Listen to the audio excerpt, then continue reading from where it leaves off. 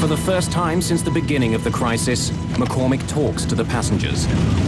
Ladies and gentlemen, this is your captain speaking. We've had a small problem, but the plane is under control now, and we're heading back to Detroit for an emergency landing.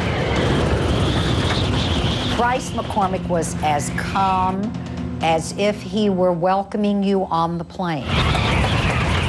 Less than half an hour after leaving, the badly damaged DC-10 struggles back to the Detroit airport.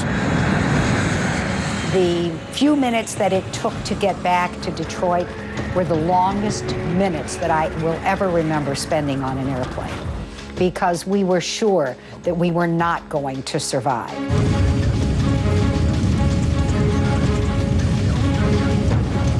Captain Bryce McCormick now needs to give the jet even more power to push the nose up for landing. His plane is still drifting to the right and traveling fast. I have no rudder to straighten it out when it hits. The DC-10 with 67 people aboard roars toward the runway at almost 300 kilometers an hour.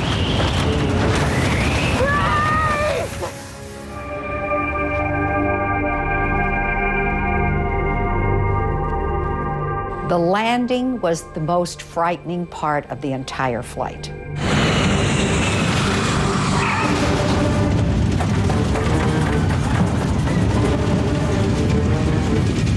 When the plane hits the ground, it begins veering hard to the right. Once the plane landed, it seemed like we just went on forever. I mean, it was just forever. One set of landing gear wheels runs off the runway and through the grass.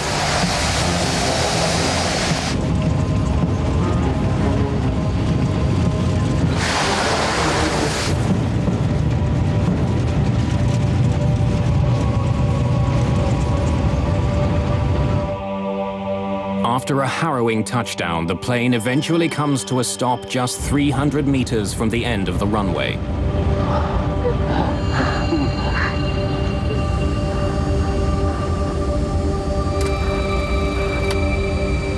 Okay. Engines off at your discretion. Shut him down. Every woman wanted to hug him, and he was just amazing, because it was just at that moment that we all realized that we were alive because of him, that he literally had saved our lives. If you take a look at something like this and you say, well, there's good flying and there's bad flying, this is beyond good. This is superlative. This is using every instinct you have as an airman and all the capabilities you have to stay calm enough to get the situation assessed. With the plane on the ground, the crew has its first opportunity to inspect the damage. The captain and I walked back when everybody was off. We walked back to the back, and we just looked up and saw this hole. And it was just so weird. There's no indication that the jet hit something as the pilots first thought. What has caused such damage to the airliner? The hole was so enormous that if anyone had been sitting in the seats that were there, they would have been sucked out immediately. At that point, they still felt it might have been a bomb. But while the incident had happened with explosive suddenness, no indication of a bomb is found.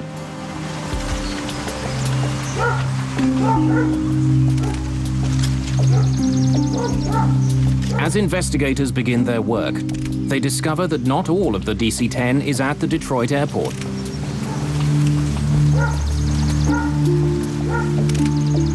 A coffin that the plane was carrying in its cargo hold is discovered 30 kilometers away from the Detroit airport, near Windsor, Ontario, Canada.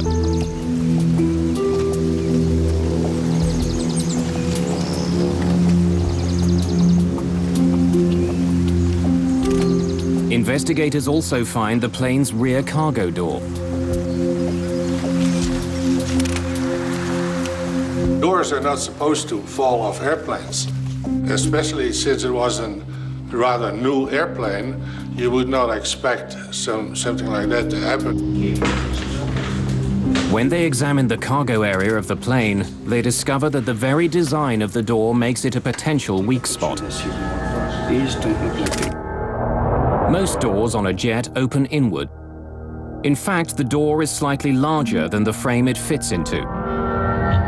As the pressure builds inside a jet, this type of plug door is actually forced into the frame of the aircraft. The design makes the door extremely safe. But McDonnell Douglas designed the cargo door on the DC-10 to open outward. That decision was made to increase the amount of storage space on the plane. When it's closed, hooks on the DC-10's door grab hold of a bar on the plane's door frame. To make sure it's closed, baggage handlers push down on a lever, which drives locking pins through the hooks, which hold them in place.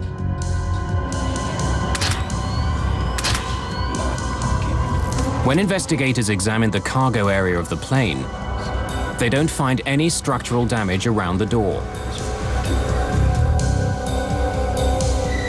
When they study the locks on the cargo door itself, they find that the latches are not completely closed. And the pins that are supposed to make sure the door is locked are not in their locked position. When we interrogated the cargo handler that closed the door, it became immediately apparent that he used excessive force to close the door. And in fact, he said he had to use his knee to get the door handle to go flush. Investigators make a frightening discovery. It's possible to close the lever on the outside of the door, even if the hooks and locking pins are not in the closed position.